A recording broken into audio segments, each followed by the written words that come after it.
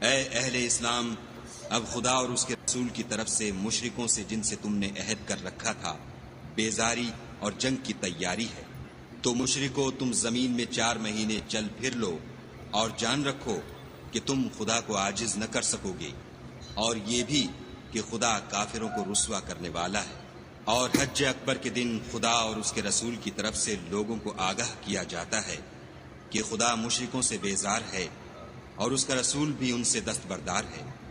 بس اگر تم توبہ کر لو تو تمہارے حق میں بہتر ہے، اور اگر نہ مانو اور خدا سے مقابلہ کرو تو جان رکھو کہ تم خدا کو ہرا نہیں سکو گے۔ اور اے پیغمبر، کافروں کو دکھ دینے والے عذاب کی خبر سنا دو۔ البتہ جن مشرکوں کے ساتھ تم نے عہد کیا ہو اور انہوں نے تمہارا کسی طرح کا قصور نہ کیا ہو اور نہ تمہارے مقابلے میں کسی کی مدد کی ہو، تو جس مدت تک ان کے ساتھ عہد کیا ہو اسے پورا کرو، کہ خدا پرہیزگاروں کو دوست رکھتا ہے۔ جب عزت کے مہینے گزر جائیں تو مشرکوں کو جہاں پاؤ قتل کر دو اور پکڑ لو اور گھیر لو، اور ہر گھات کی جگہ ان کی طاق میں بیٹھے رہو۔ پھر اگر وہ توبہ کر لیں اور نماز پڑھنے اور زکوٰۃ دینے لگیں تو ان کی راہ چھوڑ دو، بے شک خدا بخشنے والا مہربان ہے۔ اور اگر کوئی مشرک تم سے پناہ کا خواستگار ہو تو اس کو پناہ دو یہاں تک کہ کلام خدا سننے لگے، پھر اس کو امن کی جگہ واپس پہنچا دو، اس لیے کہ یہ بے خبر لوگ ہیں۔ بھلا مشرکوں کے لیے جنہوں نے عہد توڑ ڈالا خدا اور اس کے رسول کے نزدیک عہد کیوں کر قائم رہ سکتا ہے؟ ہاں، جن لوگوں کے ساتھ تم نے مسجد محترم یعنی خانہ کعبہ کے نزدیک عہد کیا ہے، اگر وہ اپنے عہد پر قائم رہیں تو تم بھی اپنے قول و قرار پر قائم رہو، بے شک خدا پرہیزگاروں کو دوست رکھتا ہے۔ بھلا ان سے عہد کیوں کر پورا کیا جائے جب ان کا یہ حال ہے کہ اگر تم پر غلبہ پالیں تو نہ قرابت کا لحاظ کریں نہ عہد کا۔ یہ منہ سے تو تمہیں خوش کر دیتے ہیں لیکن ان کے دل ان باتوں کو قبول نہیں کرتے اور ان میں اکثر نافرمان ہیں۔ یہ خدا کی آیتوں کے عوض تھوڑا سا فائدہ حاصل کرتے اور لوگوں کو خدا کے رستے سے روکتے ہیں۔ کچھ شک نہیں کہ جو کام یہ کرتے ہیں برے ہیں۔ یہ لوگ کسی مومن کے حق میں نہ تو رشتہ داری کا پاس کرتے ہیں نہ عہد کا، اور یہ حد سے تجاوز کرنے والے ہیں۔ اگر یہ توبہ کر لیں اور نماز پڑھنے اور زکوٰۃ دینے لگیں تو دین میں تمہارے بھائی ہیں، اور سمجھنے والے لوگوں کے لیے ہم اپنی آیتیں کھول کھول کر بیان کرتے ہیں۔ اور اگر عہد کرنے کے بعد اپنی قسموں کو توڑ ڈالیں اور تمہارے دین میں طعنے کرنے لگیں تو ان کفر کے پیشواؤں سے جنگ کرو، یہ بے ایمان لوگ ہیں اور ان کی قسموں کا کچھ اعتبار نہیں۔ عجب نہیں کہ اپنی حرکات سے باز آ جائیں۔ بھلا تم ایسے لوگوں سے کیوں نہ لڑو جنہوں نے اپنی قسموں کو توڑ ڈالا اور پیغمبر خدا کے جلا وطن کرنے کا عزم مصمم کر لیا، اور انہوں نے تم سے عہد شکنی کی ابتدا کی۔ کیا تم ایسے لوگوں سے ڈرتے ہو؟ حالانکہ ڈرنے کے لائق خدا ہے، بشرطے کہ ایمان رکھتے ہو۔ ان سے خوب لڑو، خدا ان کو تمہارے ہاتھوں سے عذاب میں ڈالے گا اور رسوا کرے گا، اور تم کو ان پر غلبہ دے گا، اور مومن لوگوں کے سینوں کو شفا بخشے گا، اور ان کے دلوں سے غصہ دور کرے گا، اور جس پر چاہے گا رحمت کرے گا، اور خدا سب کچھ جانتا اور حکمت والا ہے۔ کیا تم لوگ یہ خیال کرتے ہو کہ بے آزمائش چھوڑ دیے جاؤ گے؟ اور ابھی تو خدا نے ایسے لوگوں کو متمیز کیا ہی نہیں جنہوں نے تم میں سے جہاد کیے اور خدا اور اس کے رسول اور مومنوں کے سوا کسی کو دلی دوست نہیں بنایا، اور خدا تمہارے سب کاموں سے واقف ہے۔ مشرکوں کو زیبا نہیں کہ خدا کی مسجدوں کو آباد کریں جبکہ وہ اپنے آپ پر کفر کی گواہی دے رہے ہوں۔ ان لوگوں کے سب اعمال بیکار ہیں اور یہ ہمیشہ دوزخ میں رہیں گے۔ خدا کی مسجدوں کو تو وہ لوگ آباد کرتے ہیں جو خدا پر اور روز قیامت پر ایمان لاتے اور نماز پڑھتے اور زکوٰۃ دیتے ہیں، اور خدا کے سوا کسی سے نہیں ڈرتے۔ یہی لوگ امید ہے کہ ہدایت یافتہ لوگوں میں داخل ہوں۔ کیا تم نے حاجیوں کو پانی پلانا اور مسجد محترم یعنی خانہ کعبہ کو آباد کرنا اس شخص کے اعمال جیسا خیال کیا ہے جو خدا اور روز آخرت پر ایمان رکھتا ہے اور خدا کی راہ میں جہاد کرتا ہے؟ یہ لوگ خدا کے نزدیک برابر نہیں ہیں، اور خدا ظالم لوگوں کو ہدایت نہیں دیا کرتا۔ جو لوگ ایمان لائے اور وطن چھوڑ گئے اور خدا کی راہ میں مال اور جان سے جہاد کرتے رہے، خدا کے ہاں ان کے درجے بہت بڑے ہیں اور وہی مراد کو پہنچنے والے ہیں۔ ان کا پروردگار ان کو اپنی رحمت کی اور خوشنودی کی اور بہشتوں کی خوشخبری دیتا ہے جن میں ان کے لیے نعمت ہائے جاویدانی ہے، اور وہ ان میں ابد الآباد رہیں گے۔ کچھ شک نہیں کہ خدا کے ہاں بڑا صلہ تیار ہے۔ اے اہل ایمان، اگر تمہارے ماں باپ اور بہن بھائی ایمان کے مقابل کفر کو پسند کریں تو ان سے دوستی نہ رکھو، اور جو ان سے دوستی رکھیں گے وہ ظالم ہیں۔ کہہ دو کہ اگر تمہارے باپ اور بیٹے اور بھائی اور عورتیں اور خاندان کے آدمی اور مال جو تم کماتے ہو اور تجارت جس کے بند ہونے سے ڈرتے ہو اور مکانات جن کو پسند کرتے ہو خدا اور اس کے رسول سے اور خدا کی راہ میں جہاد کرنے سے تمہیں زیادہ عزیز ہوں تو ٹھہرے رہو یہاں تک کہ خدا اپنا حکم یعنی عذاب بھیجے، اور خدا نافرمان لوگوں کو ہدایت نہیں دیا کرتا۔ خدا نے بہت سے موقعوں پر تم کو مدد دی ہے، اور جنگ حنین کے دن جبکہ تم کو اپنی جماعت کی کثرت پر غرہ تھا تو وہ تمہارے کچھ بھی کام نہ آئی، اور زمین باوجود اتنی بڑی فراخی کہ تم پر تنگ ہو گئی، پھر تم پیٹھ پھیر کر پھر گئے۔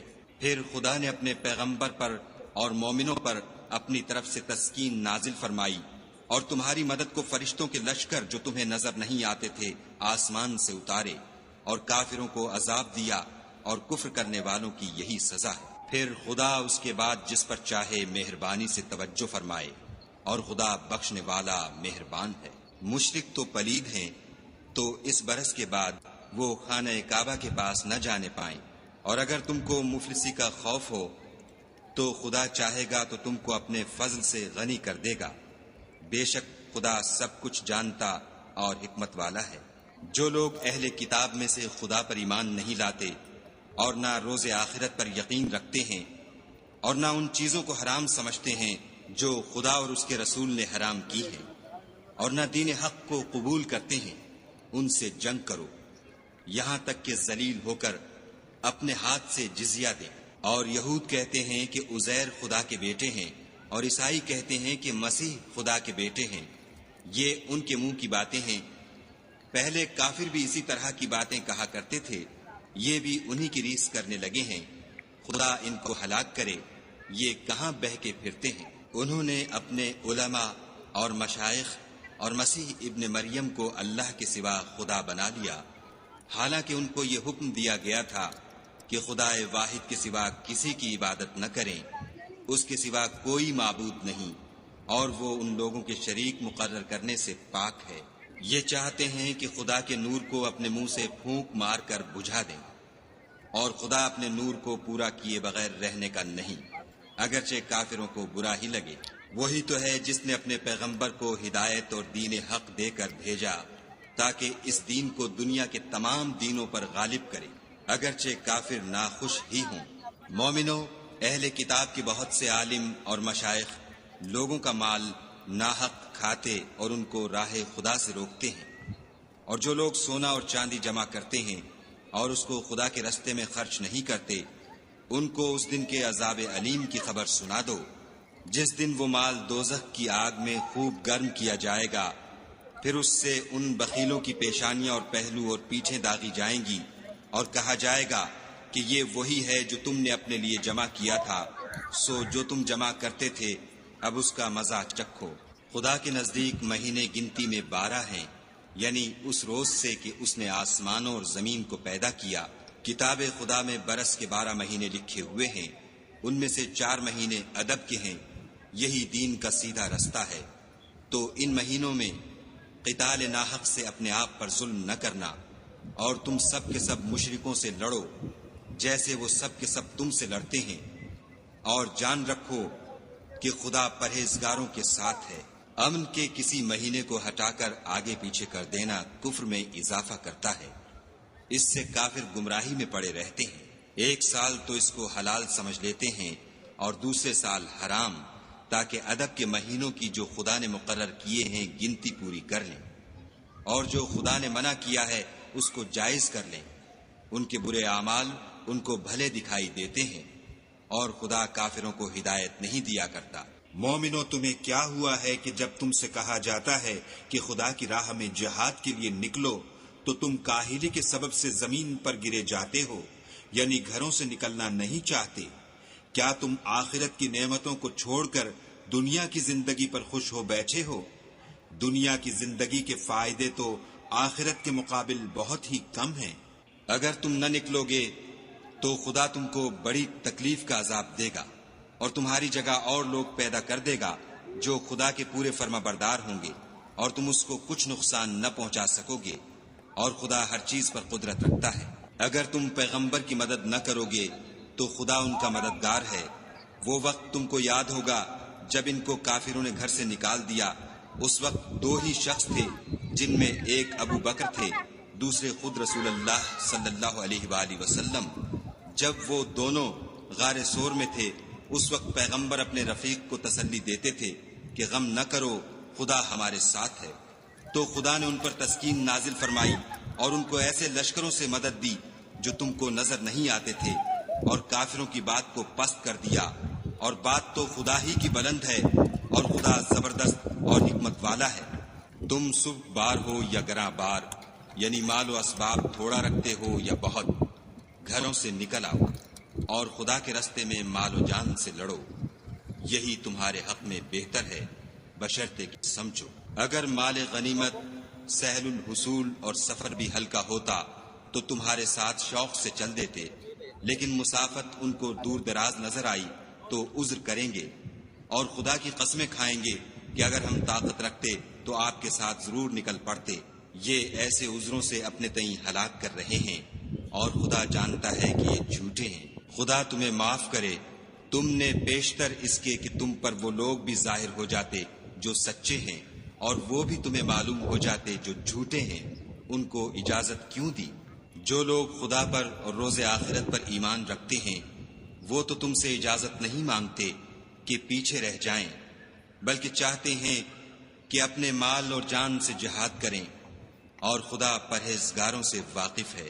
اجازت وہی لوگ مانگتے ہیں جو خدا پر اور پچھلے دن پر ایمان نہیں رکھتے، اور ان کے دل شک میں پڑے ہوئے ہیں، سو وہ اپنے شک میں ڈاواں ڈول ہو رہے ہیں۔ اور اگر وہ نکلنے کا ارادہ کرتے تو اس کے لیے سامان تیار کرتے، لیکن خدا نے ان کا اٹھنا اور نکلنا پسند ہی نہ کیا، تو ان کو ہلنے جلنے دیا، اور ان سے کہہ دیا گیا کہ جہاں معذور بیٹھے ہیں تم بھی ان کے ساتھ بیٹھے رہو۔